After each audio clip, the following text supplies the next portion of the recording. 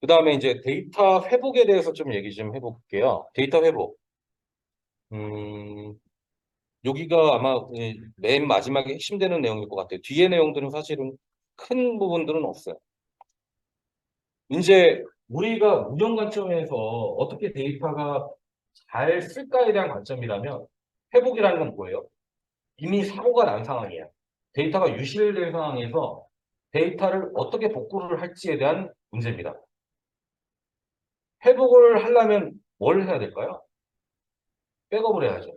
백업이 필수입니다. 회복에는. 회복 이꼬르 백업이에요. 그래서 데이터에 장애가 발생했을 때 데이터베이스를 장애 발생 이전의 상태로 복원시키는 것이다. 이렇게 얘기를 하는 거고요. 장애는 다양한 포인트에서 발생할 수 있어요. 트랜잭션 자체에서도 발생할 수 있고요. 해당되는 시스템에서 데드락이 빠질 수도 있고요. 그래서 죽여야 되는 상황도 있을 수 있어요. 그 다음에 미디어, 디스크가 뻥난다. 이런 거 있을 수 있거든요. 다양한 관점에서, 다양한 영역에서 이제 발생을 할 수 있어요. 그래서 이제 이런 부분들이 있는데, 그럼 이런 부분들이 발생했을 때 어떻게 해야 되는가? 기본적인 컨셉은 이렇습니다. 일단은 데이터들 중복 저장을 해놔야 된다. 어딘가는 백업을 받아놔야 된다는 얘기를 하는 거고요. 이 중복 저장하는 형태로 크게 데이터베이스에는 덤프와 로그가 있어요. 덤프와 로그. 어, 덤프. 덤프 같은 경우에는 DB 자체를 해당되는 다른 저장소에 그 자체의 구조 그대로 떠다가 남겨놔요. 덤프 파일 보셨는지 모르겠네요. 예전에 보면 저는 은행에서 이 개발을 할 때 덤프 파일을 많이 분석했어요. 많이 분석하고 안에 이렇게 막 저기 헥사 코드로 이렇게 돼 있거든요. 그런 것들을 다시 복구해서 하고 했는데 어쨌든 간에 어, 그런 방식입니다. 그리고 이제 로그 같은 경우에는 자바 하시는 분들도 많이 보셨을 거예요. 해당되는 데이터베이스의 변경 내용을, 그러니까 데이터베이스 자체의 내용을 저장하는 건 아니죠. 변경 내용을 저장. 그죠? 그래서 그걸 실제 로그 파일이라는 데 저장을 해놓고 계속 관리를 하죠. 그래서 저장하는 내용은 기존 값과 새로 변경된 값, 이런 식으로 저장을 하고요. 그래서 온라인 로그 보관 관계 뭐 이런 얘기가 있는데 한번 쭉 읽어보시면 될 것 같아요. 넘어갈게요. 그러면 이제 회복하는 저장 방식은 백업하는 방식은 이렇게 있다고 그랬는데 그러면은 우리가 저장하는 복구하는 방법은 크게 어떤 방법들이 있냐? 개념적으로는 일단은 리두라는 방식이 있습니다. 리두. 그 다음에 뒷페이지 보시면 언두라는 방식도 있어요. 언두.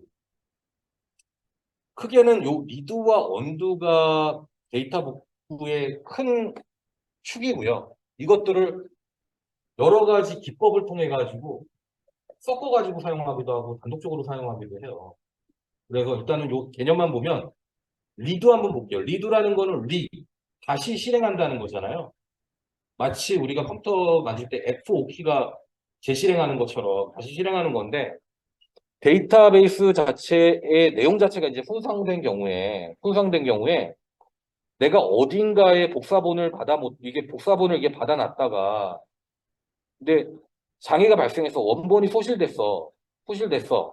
그러면 이 복사본 내용을 가지고 리드를 때려가지고 그 재실행, 다시 해당되는 내용들을 복구를 한다는 거죠. 개념적으로는 그래요.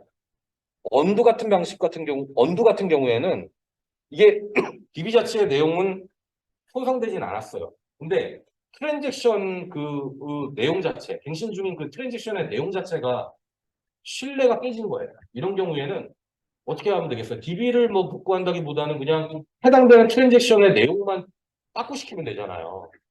그런 경우에는 이제 마치 ESC 키 누르듯이 우리가 이 해당되는 내용만 뒤로 돌리면 되거든요. 이게 그래서 언두라고 해요. 언두. 데이터 실행 내용에 대해서 취소를 한다. 변경된 내용만 취소하는 그런 개념이에요. 그렇게 일단은 크게 큰 방식 두 가지를 이해를 기반으로 데이터베이스 회복 기법의 종류가 이렇게 많습니다.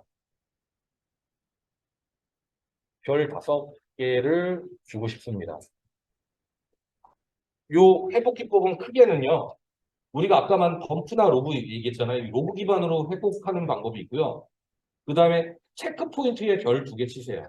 체크 포인트가 가장 제가 볼 때 합리적인 방법이에요. 현재 시점에서는요. 그리고 그림자 페이지라는 방법이 있어요. 이 크게는 요 세 가지 방법으로 수행이 되고요. 어, 로그 기반은 이게 로그의 덤프나 로그 가지고 기반을 한 거니까 이 덤프에 있는 내용을 뭔가 DB에다가 갱신하는 문제가 어떻게 한 번에 갱신할래? 아니면 기다렸다가 갱신할래? 이런 문제가 생길 수 있거든요. 그래서 그 방법에 따라 가지고 기다렸다가 갱신하는 방법은 한 번에 갱신하는 방법은 지연 갱신이라고 얘기를 하고요. 그때그때 바로바로 갱신하는 방법은 즉시 갱신이라고 얘기를 해요. 뒤에서 설명드릴게요. 그래서 지연갱신 로그 기반의 회복 기법 먼저 설명을 드리면 지연갱신 회복 기법을 요 그림에서 성공 케이스로 한번 설명을 드려볼게요. 트랜잭션이 시작이 되면요. 해당되는 트랜잭션이 계속 이렇게 갱신 요청이 오면 그 해당되는 걸 바로바로 DB에 반영을 하는 게 아니에요. 얻다가 로그에다가 반영을 해요. 그래 놨다가 트랜잭션이 시작에다가 좀 맨 마지막에 최종적으로 완료가 되잖아요. 완료가 되면 이 로그에 있는 내용을 리드를 이용해가지고 DB에 반영을 합니다. 이해가시죠? 리드를 이용해서 DB에 반영을 합니다.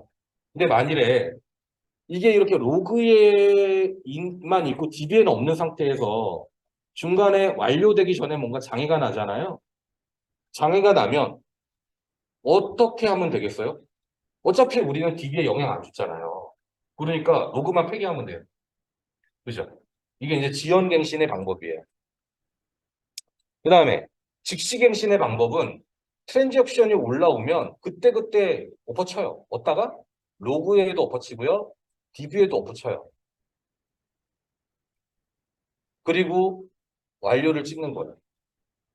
성공하면은 이 방식이 아무 문제가 없겠죠. 근데 이미 만일에 중간에 장애가 난다. 그러면 이 DB에 이미 잘못된 값이 이게 뭔가 문제가 있잖아요. 이미 DB 쳤는데 장애가 나서 해당되는 트랜잭션의 시작에 뭐 계속 내용을 변경을 DB에 반영을 했는데 끝나기 전에 문제가 생겨버렸어요. 어떻게 해야 되죠? 언두를 해야 되죠. 언두를 뭘 가지고 해야 될까요? 로그 가지고 해야 돼요. 로그에 있는 데이터 변경 기록을 가지고 DB에 반영되어 있는 것들을 하나하나 선별해가지고 다 언두, 취소하는 활동들을 해야 돼요. 로그 기반의 즉시갱신, 지연갱신은 그때그때 용처에 따라서 쓰면 되는데요. 근데 중요한 건 뭐냐면 로그 방식 기반은 좀 느려요. 느려요. 로그를 이용해야 되고, 그것들을 하나하나 트랜잭션을 또 이제 처리를 해야 되기 때문에 좀 많이 느린 측면이 있고요. 로그 기반 복구하는데 한두 시간 기다리는 거는 일상다반사죠, 사실. 근데 그 다음에 나오는 이제 회복 기법으로 검사점 회복 기법이 있어요. 개념적으로 말씀드리면, 요게 지금 여기 이렇게 흘러가는 게 시간이에요. 근데 예를 들어서 검사점이 뭐냐면 체크 포인트거든요. 이때 한번 체크하고 이때 한번 체크한다고 가정을 해볼게요. 이 체크 시점에는 뭐를 하겠어요? 해당되는 트랜잭션의 상태를 다 저장하겠죠. 근데 트랜잭션이 사실 이 요 두 개 포인트를 가지고 어떻게 놓을 수 있냐면 검사점 1번 전에 종료된 트랜잭션, 그 다음에 1번에 수행 중인 트랜잭션, 그 다음에 1번 이후에 시작돼가지고 종료가 아직 안 된 트랜잭션, 그 다음에 1번 이후에 수행은 됐지만 검사점 2번을 아직 진행 중인 트랜잭션, 그 다음에 실제 트랜잭션이 2번 이후에 수행이 돼서 종료가 난 트랜잭션, 그 다음에 실제 2번 이후에 수행이 됐으나 장애 발생 시까지 트랜잭션이 아직 종료가 되지 않은 어, 트랜잭션. 이렇게 6가지 유형을 나눌 수 있거든요. 어떻게 해야 될까요? 자, 보시면 크게는 두 가지 영역으로 나눠요. 장애가 발생하기 직전 검사점이 어디냐? 여기죠. 직관적으로 이 체크 포인트 선을 기준으로 뭔가 걸쳐있는 트랜잭션이나 이후에 발생한 트랜잭션은 문제가 있을 수 있겠죠. 그리고 근데 이 체크 포인트 전에 종료된 트랜잭션 요 영역들은 문제가 있을까요? 없을까요? 없어요. 그죠? 그러니까 1, 2, 3번 트랜지션 같은 경우에는 아예 내 대상에서 제외를 해버립니다. 회복 대상에서. 그러니까 딱 걷어내고 모수를 쫙 좁혀가지고 대상만 딱 찍어가지고 볼 수 있는 거예요. 그래서 문제가 있는 요 영역들을 살펴보기 시작하는데 자, 볼게요. 여기 보면 특징점이 뭐냐면, 자, 장애가 나기 전까지 종료가 된 트랜잭션이 있고요. 장애가 나는 시점에 아직도 수행 중인 트랜잭션이 있어요. 이거 두 개로 가지고 리드를 할 것이냐, 언두를 할 것이냐를 결정이 있습니다.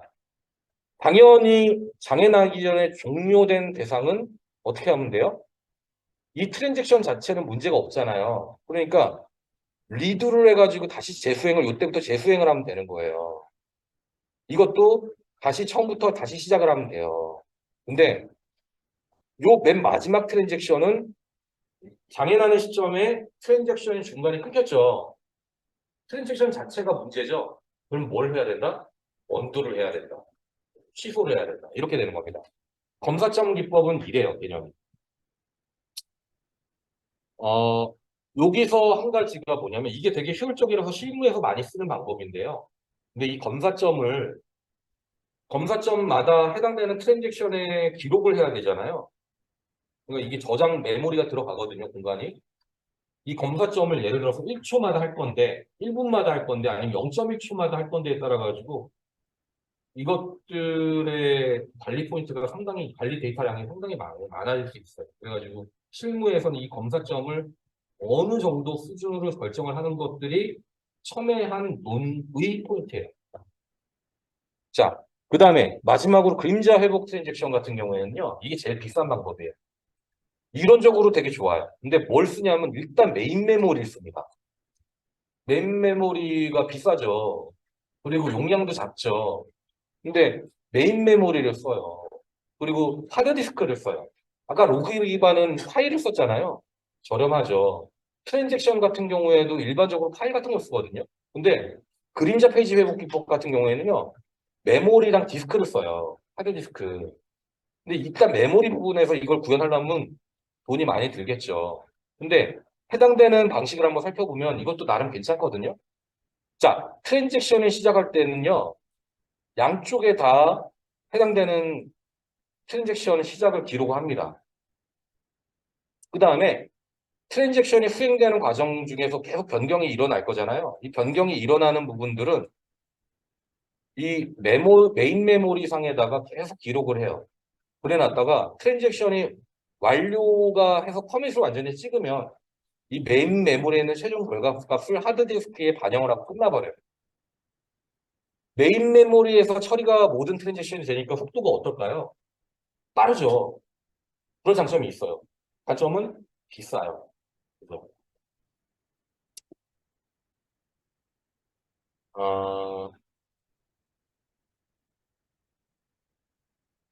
이런 거는 주로 어디서 많이 쓰냐면 한 증권사 정도 가면 많이 써요. 증권사 쪽에 가면 트랜잭션 처리 1초에 막 계속 수행을 해야 되잖아요. 그리고 거기에 뭔가 문제가 생기면 안 되고 그러니까 이런 고가의 기법들을 활용해가지고 많이들 씁니다. 자, 이제 마지막으로 세 개를 한번 비교를 해볼게요. 로고 기반 언두 리드를 사용을 하고 즉시갱신 또는 지연갱신을 쓴다고 그랬어요.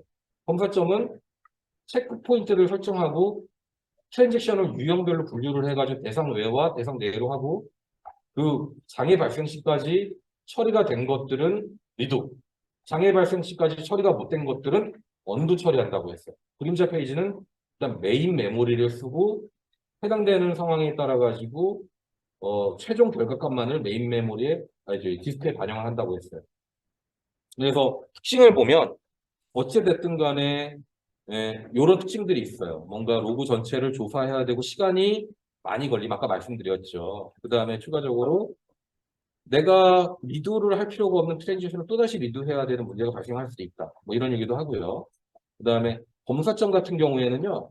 아까 이건 제가 말씀드렸죠. 체크포인트의 인터벌 관리. 1초로 할래, 10초로 할래, 0.1초로 할래. 이거 되게 중요하다라고 말씀드렸고요. 근데 장점은 또 이제 로그보다 상당히 빨라요. 일단은 내가 대상되는 영역을 쫙 제외를 하고 시작을 하니까 대상이 되지 않는 영역을 딱 제외를 하고 시작하니까 상당히 빠릅니다. 그리고 여기 같은 경우에는 이게 병행 수행되는 환경에서 사용하기 어렵고 뭐 함께 사용해요 이런 얘기를 했는데 어찌됐든 간에 빠르다는 장점이 있는 거고요. 수행 속도 빠르다는 얘기 하네요. 그리고 이제 어, 비용이 비싸다는 문제죠. 이게 그런 문제를 적어놓지는 않았네요. 쭉 한번 읽어보시면 됩니다.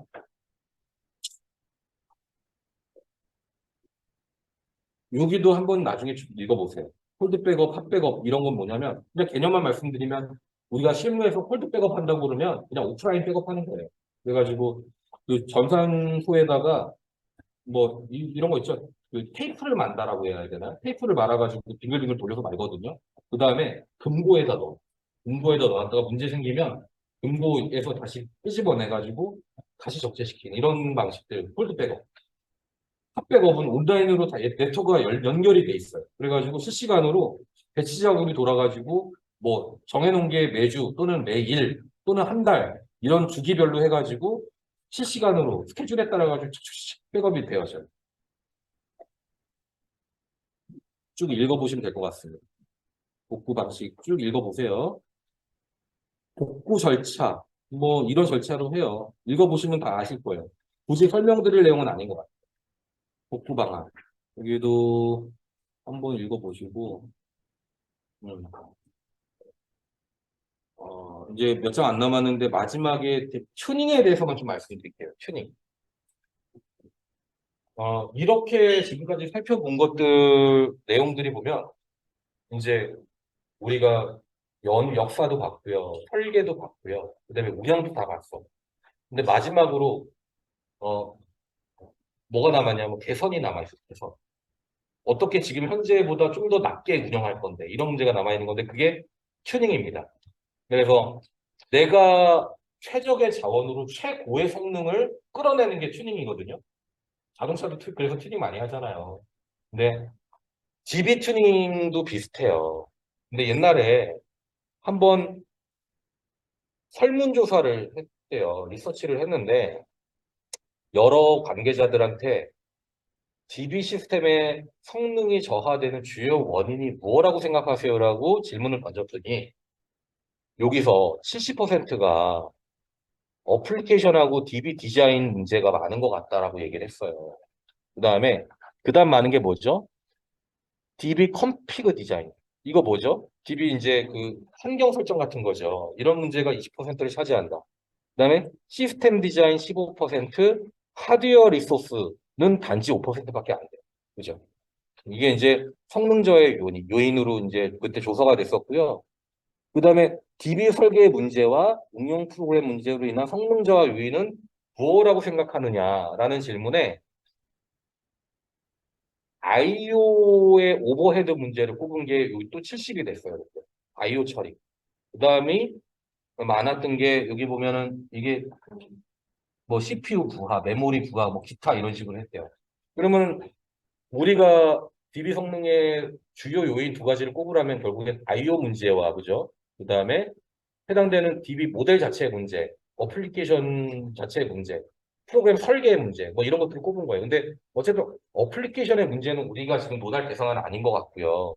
DB 디자인의 문제와 IO를 어떻게 처리할 건데 문제, 이런 것들은 좋은 DB를 사용하기 위해서 우리가 가져야 할 튜닝의 포인트죠. 포인트죠. 설계 모델을 보고요.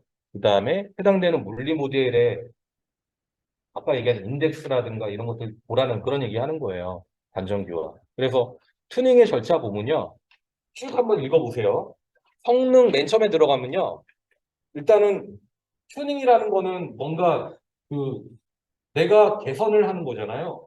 최적의 값으로. 그러면 개선을 한다는 얘기는 뭐냐면 이전에 있는 값이 있고요. 개선을 하는 그 처리 과정이 있고요.